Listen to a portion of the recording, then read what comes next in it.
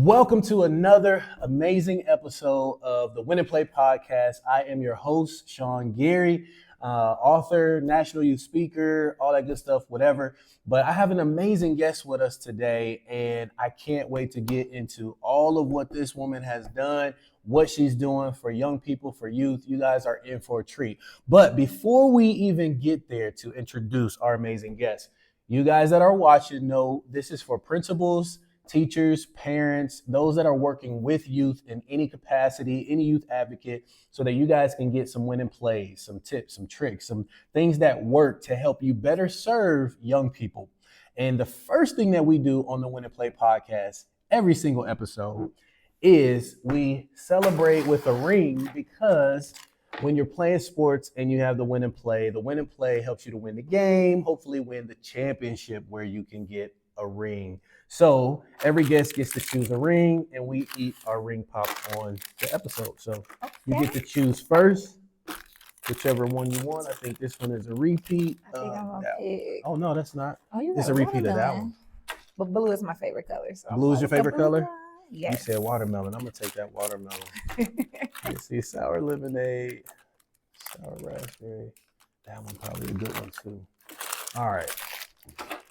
So we're going to get into this right here. All right, let's get into it. So first and foremost, thank you so much. Appreciate you taking time. This is one of the most busiest women in the world, hard working, traveling, international, traveling, getting her passport stamped, all that good stuff. So thank you so much for being here, taking the time to share with all of our viewers and pouring into everybody. So thank you. Of course, excited to be here today.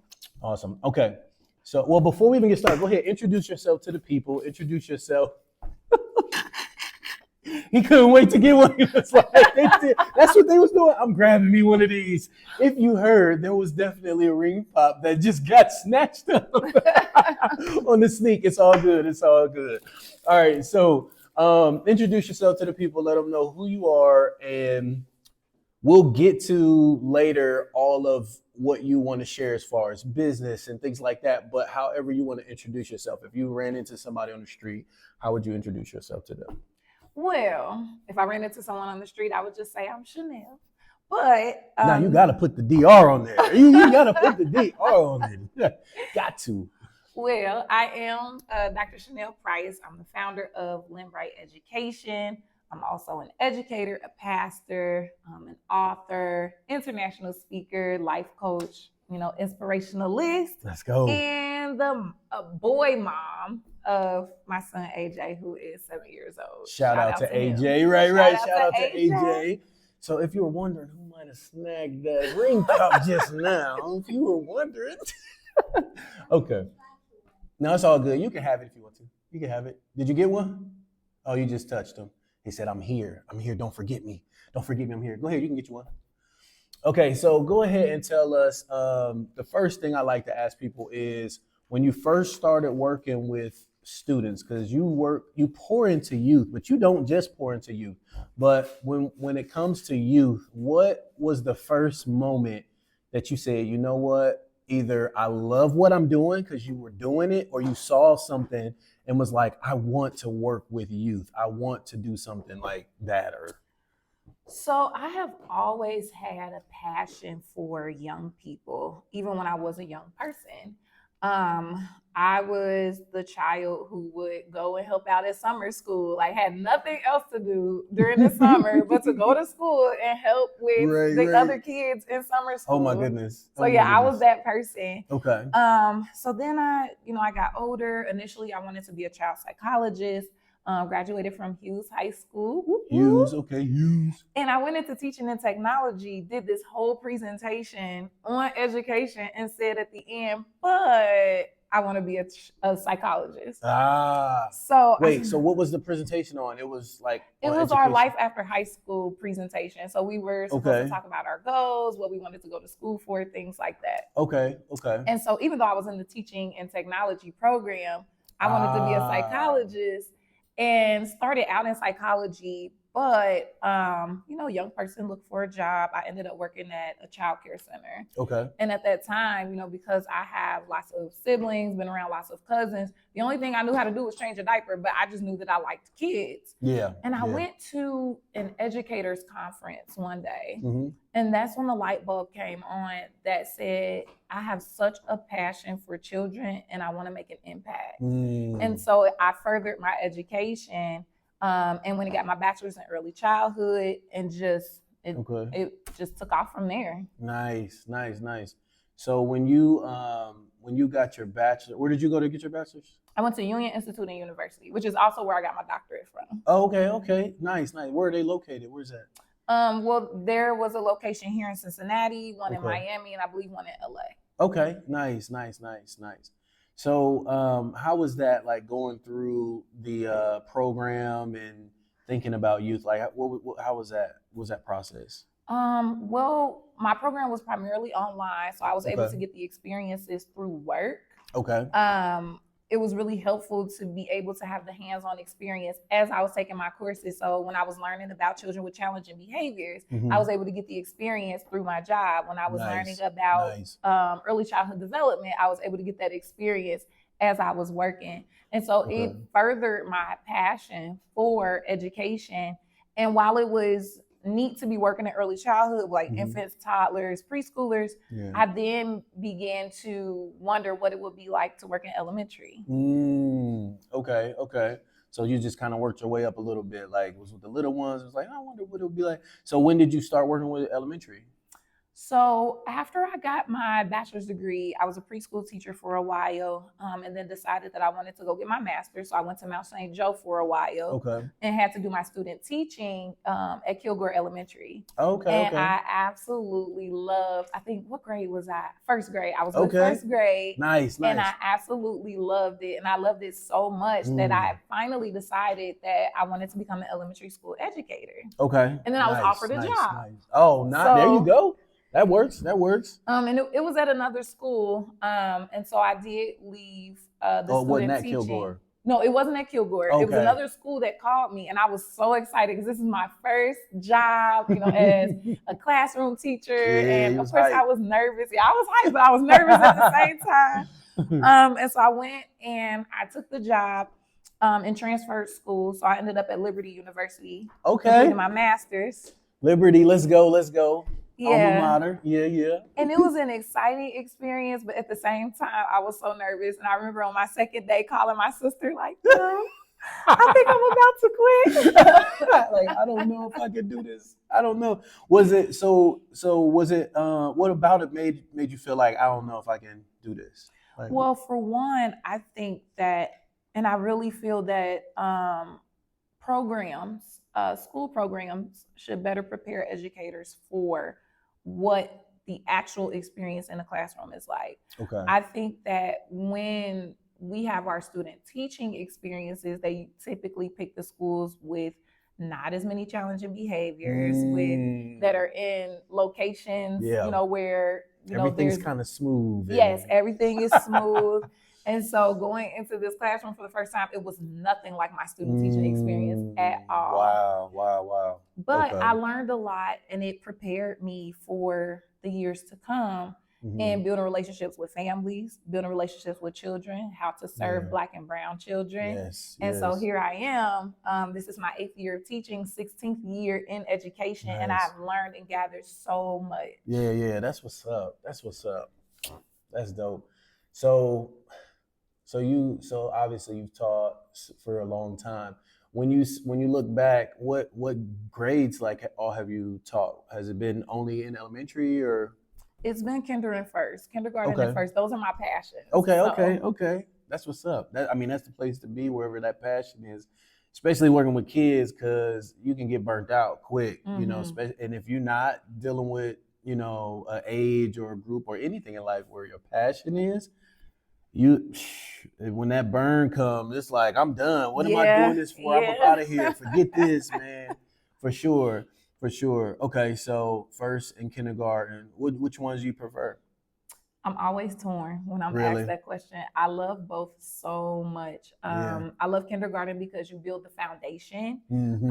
And then I love first grade because they have enough knowledge that they can start to kind of branch out on their own and Yeah. make sense of their experiences Mm-hmm. and become a little bit more independent. So Sure. For sure. So you've been in education for a long time, and you've been obviously in the classroom working with kindergarten, working with first graders.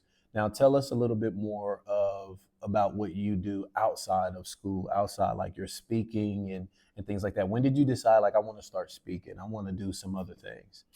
um there was a combination of experiences that I've had that made me want to begin to speak. One of them was my experience as a youth pastor. Okay. I've served as a youth pastor, I want to say, for maybe about 8 years. Okay.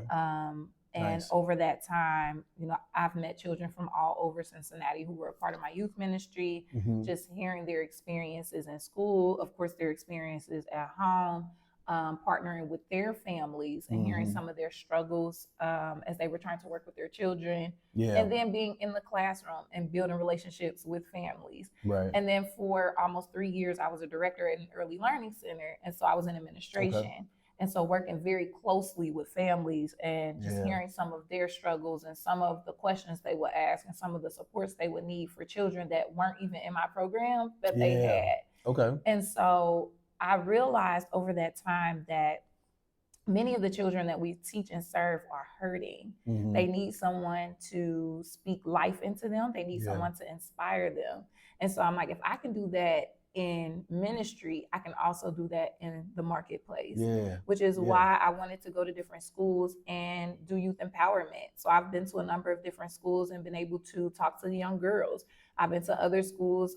One school I went to, I was able to speak to the high schoolers. Nice. As a matter of fact, it was my alma mater. Oh, nice. So I was there able you to go back there and I was able to talk to the high school seniors. Yeah. So, and in that, sometimes I'll see kids on the streets and they remember me from the different schools that I've spoken at. That's what's up. And will share how something I said impacted them. And that's how I knew I was doing what I was called to do. Yeah, that's what's up. That's what's up. And you loved it, huh? Absolutely loved it. That's what's up. What is back to the teaching, and then I'm gonna come back because I meant to ask this. What was the craziest thing that you saw or experienced in the classroom with the kindergarten and first graders? Like, what's something that's crazy you saw? I meant to ask this and I forgot. The thing that made me cry and say I wanted to quit. Oh, okay. So that was working at the time with a student or students. Yeah. Oh, okay. I thought that was because you were looking at like the coursework or you were assignment or something like that. No. Oh, okay. It was so what walking happened? into the classroom and I mean, children jumping over chairs, pushing over tables, running around the room. And I'm like, who thought that 5-year-olds had this much energy? Like, what in the world? Right. They tearing the club up. Tear the club up. And they were. Look, and they were. I'm like, call your mamas. Right. So before that, you were in the classrooms, but you were, I guess everybody was kind of well behaved. Mm-hmm. Everyone was well behaved. And then I spent a lot of time observing. And the teachers that I observed, they were in education for a very long time. But again, they knew what they were doing. Classes was on lock. Everything was on point. It was But it was also in a space where you didn't see a lot of behaviors. And so there wasn't a lot of classroom management that was needed. Okay. And again, in school, they don't really prep you for that. They teach you how to teach phonics. They teach you how to teach math and how to use manipulatives and things like that. But there's not a lot of conversation about classroom management. And the small conversation that there is, it doesn't truly prepare you for walking into a classroom as a very new teacher. That's good. Like how to deal with little Tommy over there doing backflips on the floor and Susie over there picking boogers and throwing them at Steve and Johnny. And you trying to teach the two up here math and they're paying attention and they're wanting it, but you got to like stop them from like disrupting everybody else in the room. Man, it can be crazy. It can be crazy. Okay, so I did want to ask that. All right, so back to speaking. So you were saying you were getting out, you started speaking more, and you were able to start hearing from people you were running into, like, man, you really touched me. You blessed me, man. I appreciate you saying this and saying that. And it was just solidifying in you, like, man, I love this. This is perfect. I'm in my lane right now. Like, what happened from there, like, did you decide I'm gonna launch a company, or did you like you had already at this point was rolling with your company, or where did you go from there when it was building? So I would speak here and there. And I was still an educator at the time, but Hmm. then the pandemic hit. Okay. And during the time of the pandemic, I went through one of the biggest transitions in my life. During that short period of time, I had relocated. So I was staying with one of my relatives, did not have a place of my own, financially struggling. Hmm. But it was on my heart to sponsor two high school students Okay. to college. So just Okay. to give them Okay. a little seed. Yeah. I gave them a copy of my book, gave them, a few toiletries that they could take with them to college. Nice. And as I was, Y'all see how she just skipped over and gave her book? We didn't even talk about that. oh, She already an author at this point. Yeah, I just wanted to give them one of my books. I just gave her my book or what. So we got to circle back around and talk about the book, how that's got going and what it's about or whatever. But then, okay, so keep going. Okay, you wanted to sponsor the students and okay. So when I sponsored them, as I was preparing everything, I saw this name, Limbright. And, as I was praying, I heard that within the next 2 years, I was going to launch a business around education and that I was going to be given scholarships. Nice. And so I went ahead, I did that. I had no idea how this was going to get started. Yeah. The same year that I got my doctorate degree, I studied on how to get a 501c3, went through all of the information on faith, just submitted everything. Nice. And immediately got a response. So the Limbright Scholarship Foundation was approved for the 501c3. Wow. And I was able to go back to my alma mater and give a scholarship to a high school student, and then to another high school student who was on her way to college as well. Wow, that's what's up. And that was kind of the start of it. And so how did you feel? When I say, like, how did you feel? I can't even explain just how excited and blessed I was, because I'm like, wow, I took my last $200 and sponsored some kids, going to college. And here I am, fast forward, and I'm able to give $2,000 to students who are going to college. That's what's up, man. And I'm hoping, over time it will grow, but just to see that kind of growth. Yeah. That's huge. That's huge, man. What God took, he took what you had and was like, watch me. And the thing, he's just still getting started, but it's like, oh, let me breathe on that a little bit. Let's multiply that. Yes. That's what's up. That's what's up. That's what's up. Okay, let's circle back to this book now, because you gave them one of your books. What was that book? So the book is called Wise Up Challenge. It's a devotional. Okay. And it's based on just different experiences that I've had in life. And so God really had me look at every aspect of my life: financial, mental, emotional, physical fitness, spiritual, and just dropping gems of wisdom. Mm-hmm. And so when you look in the book, you have an inspirational scripture. That's how it starts out. And then, of course, the content. And then there's a prayer at the end of every chapter and a space to take notes. So this book has been used for Bible studies. It's also been used for people transitioning from homelessness in some different programs in Dayton, Ohio. So. Wow. Okay. That's what's up. So not just the idea, but it's actually being used. It's a product that God birthed through you and is blessing people. Like that's got to be a nice feeling. Yes, it is. It is. That's what's up. Any more books in you? I'm actually in the process of working on two. One is a scholarly book, and then another one is an inspirational book for women. Nice. Y'all be on the lookout. All right, so tell us more about your company, and so it's a nonprofit, right? You said 501c3. So there's two different parts. There's the nonprofit, that's the Scholarship Foundation, and then there is the for-profit part, which is Limbright Education itself. Yes, tell us about that. So the main focus of Limbright Education is to provide lifelong experiences, impactful connections, and meaningful resources for children, for families, and professionals in education. Nice. For children, we provide the youth empowerment piece, which is when I go to the different schools, just hosting different events and programs for them to help them with education.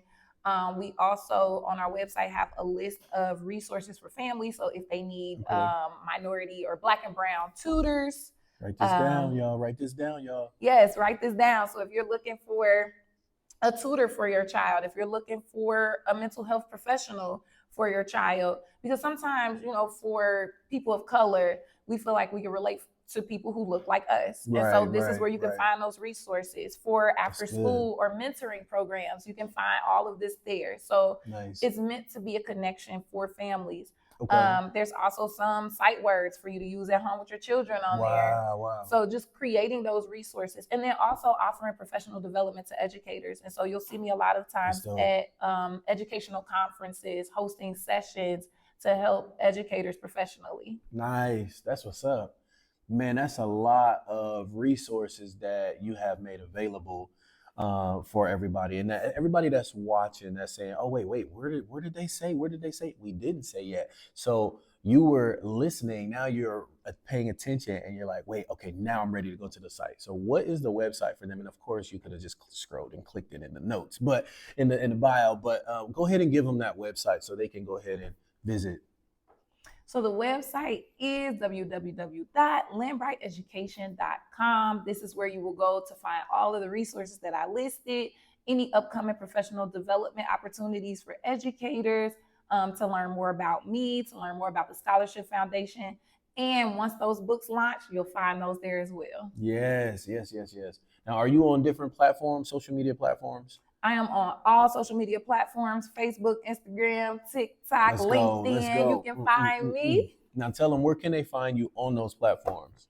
You will type, you can actually type my name, Chenelle Price, or you can type Dr. Chenelle Price. Limbright has pages on those platforms also. Perfect, perfect, perfect. All right. Man, you've done a thorough job. You've given so much for the people. If somebody wanted to book you, where would they go? Where would you send them? So you can go to limbrighteducation.com, and you'll find information on how to book. Any information that you have for me, if you have any questions, you can also put those there. I have a section there where you can insert your information. Go find me. Hey, hit her up, y'all. Get her out here pouring into your staff, your teachers, your educators, and your babies as well. Facts. All right, so we are at that point in the episode where some of you have come expecting this piece. This is the winning place section. So this is where I ask all guests to select option A or option B. Option A, you have principals, teachers, and parents, and you can give 3 winning plays or tips to each one. So that's a total of 9. Or you can go with option B and pick one of them and give 5. Which one you want to go with? All right, I'm going to do the 1 and give 5. Perfect, perfect. All right, who we going with? Principals, teachers, parents? Who you gonna pick? I am choosing parents because I'm an educator, but I'm also a mom. There you So go. I know that from both aspects, there's a need. So I wanted to reach out to my parents today. There we go. There we go. All right, what you got? All right, number 1 is celebrate small wins to build big dreams. That's good. Celebrating the small wins. I love it. I love it. That's huge. That's a I good think one. that's important, because, of course, we all want our students to be on honor roll, but we got to start somewhere. So you might have a child who gets an A in reading or may get a B in reading and have to work their way up to being on honor roll. So, don't get discouraged if they're still working. We got to remember that our children learn on different levels. They have different ways that they learn. And so sometimes we just got to give them a little time to process and eventually get there. But by celebrating that small win, then we build that big dream for them. No, that's good. That's good. And they say you can't run before you can walk, right? So if you don't get excited about being able to walk, which we all seen some parent going, "Oh my gosh," and celebrating and excited about that baby walking for the first time and looking all goofy, like trying not to fall. And then we get excited, but then that had to happen before the run, right? So don't overthink like, man, they're not here yet. Well, they have to be here first before they can be there. I like that. Celebrate the small wins too. That's good. All right. What else you got? All right. Number 2 is guide them to solutions. So we don't want to always give them the answer. We want to teach them how to critically think and how to problem solve. That's good. That's real good. Dang, there was a book that I read. What was that? Reminds me of it's Napoleon Hill author. somebody's gonna put it in the chat when I start talking about it. I can't think of what it's called, but basically it was like a interview with the devil, and he was talking about how he's taken like he's basically what you said, like even in education we give kids answers instead of teaching them how to think. And it was saying how we don't, when we're actually seeking and learning how to find truth in the book, we'll end up finding God, right? And so it was saying teaching kids how to research stuff, how to look things up, how to dig for the answers versus just giving it to them. And it's like they don't know how to ever think. All they know to do is regurgitate like the information. Oh, you gave me says it's 5. Oh, it's 5. Well, how do you know it's 5? Well, I don't know. Okay, well, let me dress it up differently. Is this one still 5 or not? Well, I don't know. You know what I'm saying? Yeah. So that's really, really good, man. Teaching how did you word it? Let's put it how you worded it. Guide them to solutions. Guide them to solution. Teach them how to guiding them to solution. I love that. It's like that saying. They say, I think they said, give a man a fish he eats for a day. Teach him how to fish he eats for a lifetime. Yes. I love it.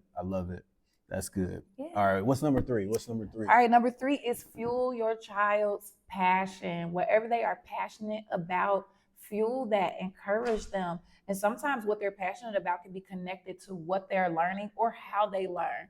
And that may spark something in them that makes them want to learn even more. Oh, that's good. That's real good. That's good. I like that one. All right, what's number 4? That's 3, right? Yep, that's 3. All right, 4. You rolling. All right. What's number 4? Number 4 is family time is learning time. Family time is learning time. Like my son, he loves to be in the kitchen with me. Like he wants to be a chef when he grows up. Okay. So, nice. Let's go. Yes, I'm like Chef AJ. Yeah. He be whipping up stuff too. He be trying. He be trying. Now sometimes I don't let him. Right. Like now we're not gonna do that. We're not gonna mix that with like that we're not right adding there. That seasoning, right.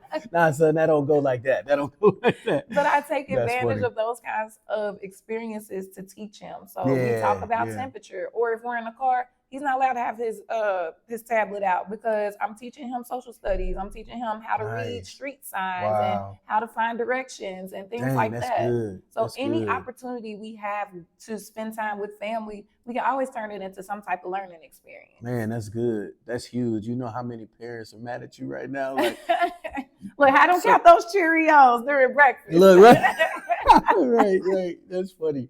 I was gonna say, like, because a lot of parents give their kids their device and they just go missing. You know what I mean? It's like, and their device is raising them. Whatever they're watching on the app, some of them are on social media, you know, and I'm whatever age, and they're learning from the world and they're soaking up all this stuff that maybe mom or dad wouldn't want them to know yet. Yeah. You know, but they're so stuck on whatever they're seeing that parents have no control over. And of course, there's ways to try to monitor and things like that. But when you're not present, they're just going deeper and deeper and whatever. Yeah. And everything that's bad doesn't necessarily look bad.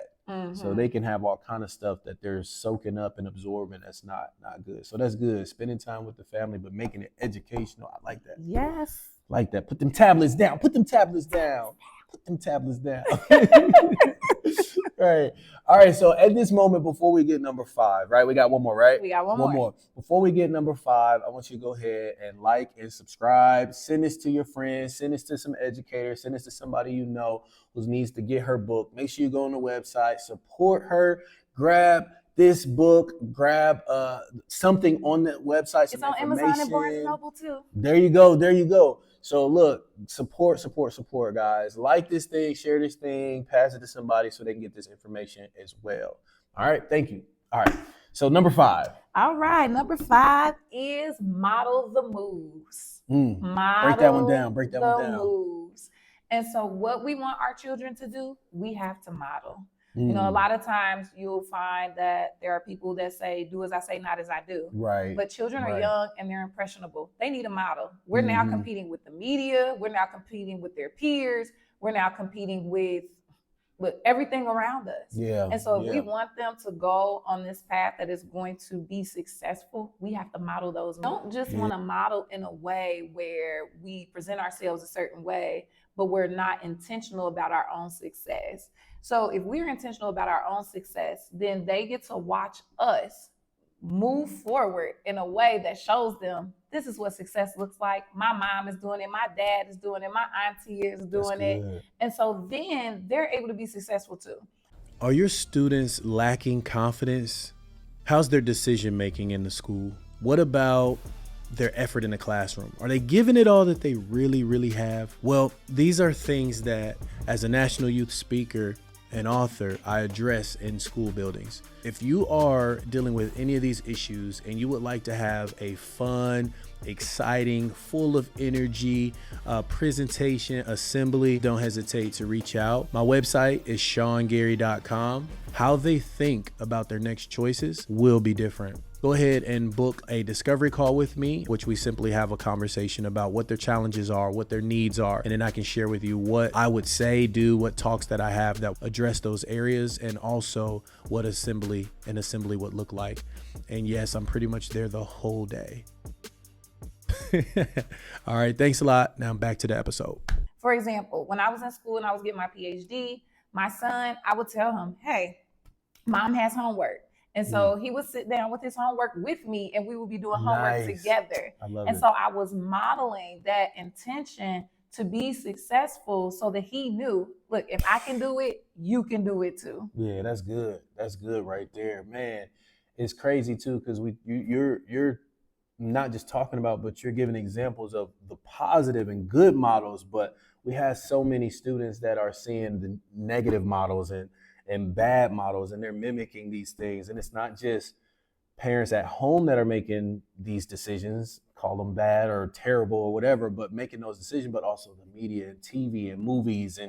And it's just like, we have to take accountability at some point for what our children are learning and becoming and then producing, right?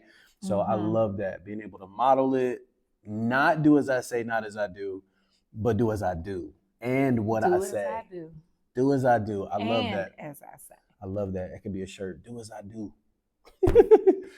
Okay, so man, it's been good. You have 5 nuggets. They were powerful, very, very good ones. I hope you guys wrote them down. If you need to, run them back, rewind, play them again, get them in you, get them in your head. And again, share this with somebody who, you know, has children or working with children or a principal or anybody working with youth so they can get a chance to connect with this information. For sure. Is there anything that you want to say, like any last words, anybody you want to shout out or anything else you want to say before we go? Well, shout out to you, Mr. Dean Gary. Okay. Yes. Appreciate it. These young men, just to see how they are inspired. And then my students, because, you know, of course, I'm an educator in the classroom, but to see my students, as soon as they hear your voice, everybody hops up, they start dancing. No matter what is happening in my classroom, when they hear Dean Gary standing up, moving around, we can be in the middle of a test, they up and moving. And you know what? It's okay with me. I let them, because they need that kind of joy, and they need a Black man as an example for them. Wow. You know, a lot of times we don't see a lot of Black men in education, especially with the younger children. And so it's just been such an encouragement to see you and to have you as that example for my students in my classroom. I appreciate that. I wonder what the other side of that idea and thought comes. Like, every time he come on this dang on intercom, my kids just lose focus and just go berserk. Like, so I don't know. I haven't had anyone say anything yet. I haven't had anybody say, oh, you know what though? Today, so of course students are like, can I get on? Can you let me get on? Can I do? They're coming up all the time. And I never want to tell a student yes and not do it, right? So my kind of go-to answer is ask me tomorrow. Ask me tomorrow. And I don't know if I'm even doing something at the time. I'll just tell them, like, ask me tomorrow. I might be doing something. And so there was a student this morning that I said, yes, come find me at the end of the day or remind me or whatever, because I am doing something and I'm gonna let you do it. And this was a first today. So normally I'll come to the classroom, or they'll remind me at lunch or something or at some point, and I can come back and say, hey, can I get them for this? I always ask the teacher, right? Mm-hmm. Well, we were in the big meeting, and I forgot like all about it. And it was toward the end of the day, and I look up and the student was right there at the door, like waiting. And I'm like, how did you even get back here? Like, how in the world did you even get back? But I seen her, and she's been asking and asking and asking, and for sure, like I couldn't wait to let her do something again because she did something for me a long time ago.